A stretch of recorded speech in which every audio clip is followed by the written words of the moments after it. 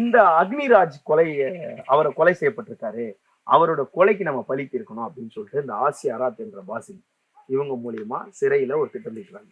சபதம் போடுறாங்க. ஆமா, சபதம் போட்டு சிறையில இருந்து அப்படியே வெளியே வராங்க. சிறையில இருந்து ஆர்சி அராத் என்ற பாசிலோட தொடர்பு ஏற்படுது. அப்ப சிவகங்கை சேர்ந்த அக்னிராஜ் அவரோட கொலைக்கு நம்ம பழி தீர்க்கணும் அப்படின்னு இவங்க முடிவு பண்றாங்க. உடனே இவங்க எல்லாம் தேடி அந்த கொலையில சம்பந்தப்பட்ட முக்கிய குற்றவாளியான அழகு பாண்டி அப்படின்றவரை நம்ம கொலை செய்திடலாம் அப்படின்னு ஒரு பிளான் போடுறாங்க. இந்த கொலை இப்ப எப்ப பிளான் போடுறாங்கன்னா, இவரும் போறாரு கூட, யாரு, அகிலனும் போறாரு. 23/1/2023, அதாவது 2023 திரும்ப ஜனவரி. இவர் பாத்தீங்கன்னா டிசம்பர் ஜனவரி ஏதாவது ஒரு சம்பவம் ஜெயிலு. இவருக்கு டிசம்பர் ஜனவரினாவே சரி வராதுன்னு நினைக்கிறேன்.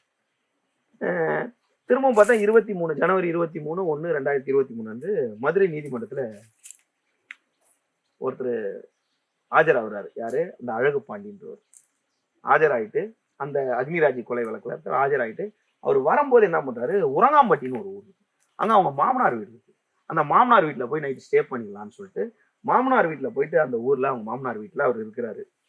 அவருடைய மனைவி, அவருடைய குழந்தைகள் எல்லாரும் இருக்காங்க. அப்ப அவங்க மாமனார் வீட்டுக்குள்ள வீட்டை ஒட்டச்சிட்டு உள்ள போறாங்க.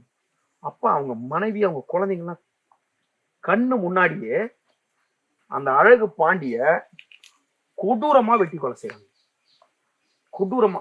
அந்த அழகு பாண்டி யாரு, அக்னிராஜ் கொலையில இருக்கவர். ஆசி அராத் யாரு, சிறையில பழக்கம்.